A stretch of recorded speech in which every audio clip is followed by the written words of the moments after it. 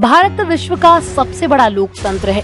इसका संविधान अपनी विशेषताओं के कारण विश्व में आदर्श संविधान की हैसियत से पहचान रखता है। भारत में विभिन्न धर्म, जाति, संस्कृति एवं भाषा बोलने वाले लोग सदियों से एक साथ रहते आए हैं। यही वजह है कि संविधान निर्माताओं ने संविधान बनाते समय इस स्क्रिप्ट को सामने रखा और अनेकता में एकता, भारत की विशेषता के ध्येय वाक्य को खूबसूरती के साथ संविधान में समाहित किया। संविधान में सबसे पहले फंडामेंटल राइट्स को रखा गया है, जो संविधान की आत्मा है। इसके बाद डायरेक्टिव प्रिंसिपल्स को रखा गया है। फंडामेंटल राइट्स में हर व्यक्ति को अपने धर्म के अनुसार जीवन यापन की जमानत दी गई है एवं इसके प्रचार व प्रसार का अधिकार भी दिया गया है। ऐसी सूरत में अगर फंडामेंटल राइट्स में और डायरेक्टिव प्रिंसिपल्स के बीच में कोई टकराव की स्थिति बनती है तो फंडामेंटल राइट्स को प्राथमिकता दी जाएगी। इससे पूर्व इंदिरा गांधी के दौर में लेपालक बिल और राजीव गांधी की सरकार में शाहबानों के मामले में हुए निर्णयों पर सरकार ने पुनर्विचार किया है। मौजूदा केंद्र सरकार संविधान संशोधन एवं नए नियम कायदे बनाने में समाज के विभिन्न वर्गों जैसे किसान, आदिवासी, अल्पसंख्यक समुदाय एवं शोषित समाजों के हितों के विरुद्ध कार्य कर रही है, जिससे हर वर्ग में बेचैनी है। वर्तमान में भाजपा शासित कई राज्य व केंद्र सरकार यूनिफॉर्म सिविल कोड सभी वर्गों पर थोपने की तैयारी कर रही है, जिसका विरोध सर्व समाज के द्वारा किया जा रहा है। यहाँ तक कि मेघालय के मुख्यमंत्री श्री C.K. संगमा जो कि नेशनल पीपुल्स पार्टी के अध्यक्ष भी हैं और भाजपा से गठबंधन कर सरकार भी चला रहे हैं, उन्होंने भी इसका खुलकर विरोध किया है। मौजूदा केंद्र सरकार धारा 44 के संदर्भ में कॉमन सिविल कोड की बात कर रही है, जबकि डायरेक्टिव प्रिंसिपल में इससे ज्यादा महत्वपूर्ण बातें कही गई हैं, जैसे जिससे बहुत बड़ा वर्ग प्रभावित हो रहा है, जिस पर सरकार को ध्यान देने की आवश्यकता है। मिसाल के तौर पर धारा 39 जिसमें आर्थिक विषमता दूर करने की बात कही गई, लेकिन भारत की 80 करोड़ जनता 5 किलो अनाज के लिए लाइन में खड़ी नजर आती है, जबकि देश के 50% संसाधनों पर सिर्फ 100 लोगों का कब्जा है। धारा 45 जिसमें सबको शिक्षित करने की बात कही गई, लेकिन आज भी एक बड़ी आबादी इससे वंचित है। धारा 47 इसमें नशाबंदी की बात कही गई, जबकि आज सरकारें नशे से होने वाली स्वास्थ्य एवं सामाजिक समस्याएं जो कि नशे की वजह से बढ़ रही हैं और करोड़ों लोग प्रभावित हो रहे हैं, उस पर पाबंदी के बजाय ज्यादा से ज्यादा लाइसेंस दे रही है। अतः सरकार जो कि यूनिफॉर्म सिविल कोड लाने पर उतारू है, ये भारत के लोकतंत्र और विभिन्न समाजों के हित में नहीं है।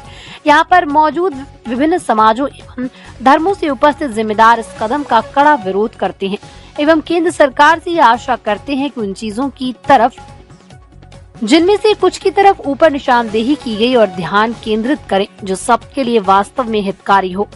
धन्यवाद।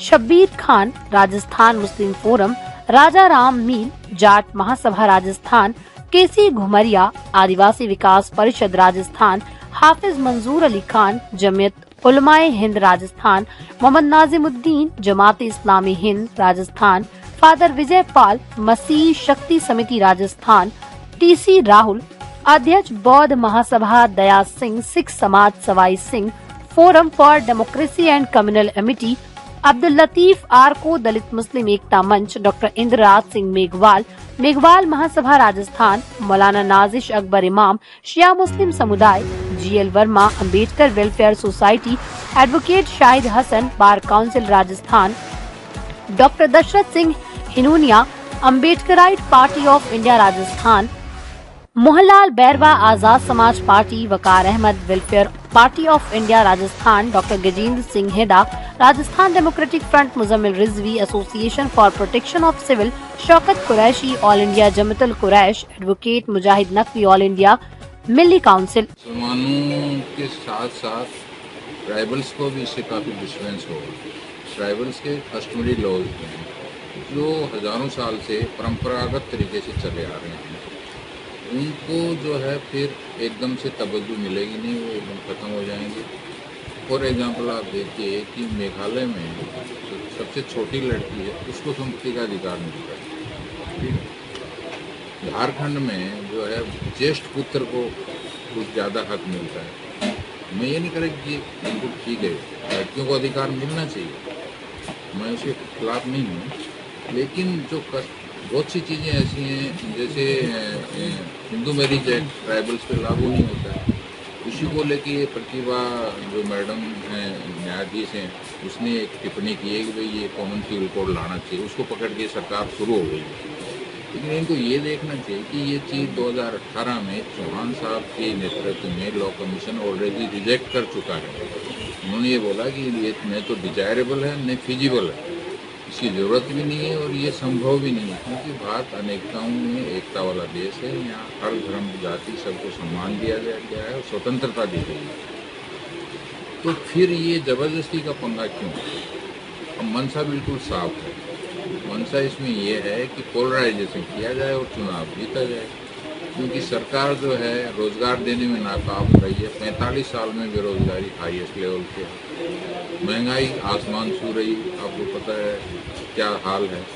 गरीब से गरीब पे टैक्स लगा दिया गया है और 40 लाख करोड़ टैक्स आता है, और सिर्फ ये जो रेवड़ी बांट रहे हैं ना, 80 लाख लोगों को, 80 करोड़ लोगों को 5 किलो अनाज दे रहे हैं, किसानों को 6,000 रुपये दे रहे हैं, ये सिर्फ 2.25 लाख करोड़ है इसकी वैल्यू पूरी।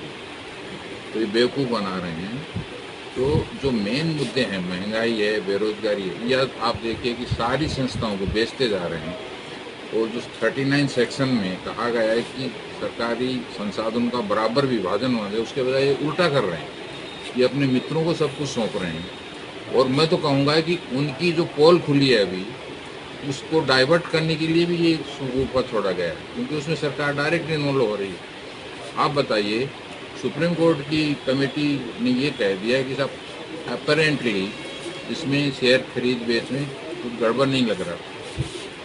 मैं इनकम टैक्स का आदमी हूँ, मैंने ऐसे बहुत इन्वेस्टिगेशन किए हैं, और मैं पहले भी बोला, आज फिर बोल रहा हूँ, जो इन्वेस्टिगेशन कमेटी उसमें मेरे को शामिल करवा दीजिए आप।